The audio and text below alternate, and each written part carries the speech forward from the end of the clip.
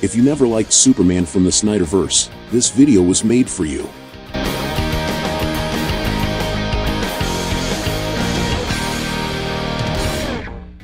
Hey guys, how are you? I hope they are fine. I'm the Monio, the interdimensional demon that talks most about Superman on YouTube, and you're on my channel. First, let's quickly contextualize a few things. Superman has been a character that has suffered quite a bit over the last few decades, as it had been a long time since he received the attention he deserved because DC Comics simply didn't know what to do with the character. In the early 2010s, there was a very large popularization of anti-hero and villain characters. Everyone came to love the Joker because of Christopher Nolan's movie. Characters like Deadpool, Lobo, Punisher, Venom, Harley Quinn, among many others, began to gain more and more popularity among the general public. This trend became quite popular, which made characters like Superman be seen in the popular imagination as boring, and this made DC try to reformulate the character for the new times, so they tried to make a Superman following this trend. He was angry, violent, hit first and ask questions later, and this can be clearly seen in Superman from the film Justice League War, in which he already appears giving an unnecessary beating to Batman and Green Lantern, and the film made a point of highlighting this violent side. Out of control of Superman, treating him like a machine to beat whatever was in front of him. But nobody liked this reinvention of Super, because that was not the Superman that the old fans of the character knew. They tried another approach where his power was reduced to a fraction of what it was, in an attempt to humanize the character more and generate more audience identification, and despite being an interesting idea, overall it was not very successful.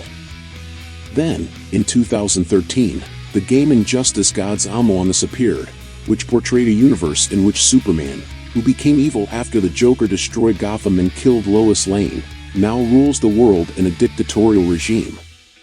The game was a huge success, so much so that they decided to release official comics to expand the game's story. These comics were also a huge success.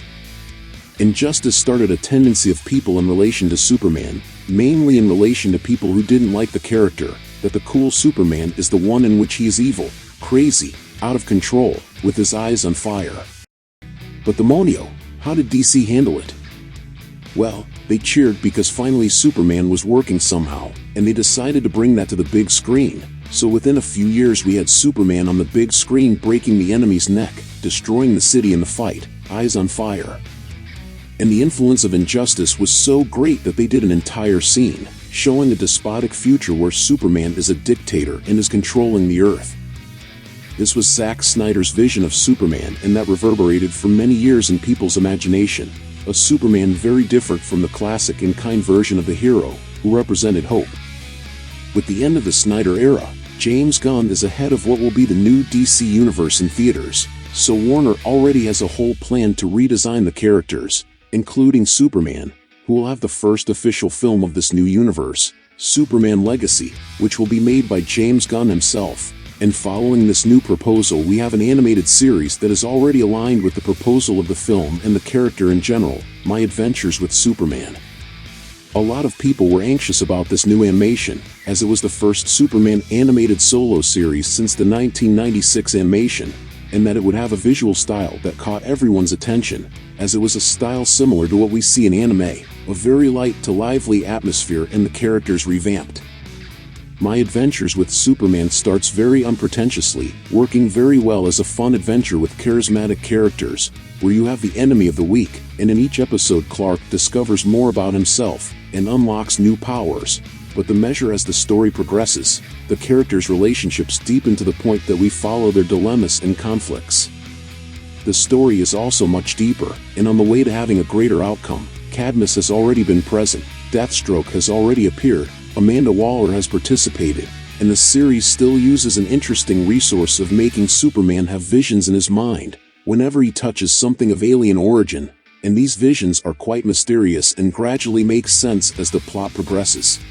Another highlight of the series is Clark's romance with Lois. It doesn't take forever to happen, but at the same time, it happens in a very organic way, with the deepening of the relationship between the two in each episode, until it culminates in Lois discovering all the truth about Clark's identity, causing Lois to be torn between her journalistic side and her feelings for Clark.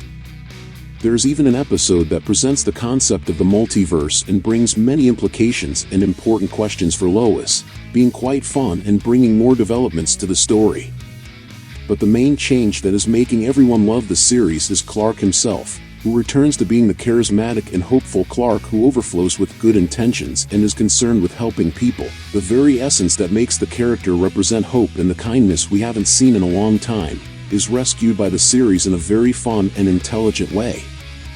If you're a longtime Superman fan and you don't like the approach that was being proposed by Snyder, I believe that this series is for you and that it will represent very well the proposal that we will have in the Superman Legacy movie that will be directed by James Gunn and who will guide the direction of the new DC Universe in cinema.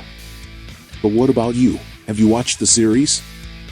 Leave it in the comments, and if you like the content, consider subscribing to follow the next videos. Until next time, my people, demonic hugs.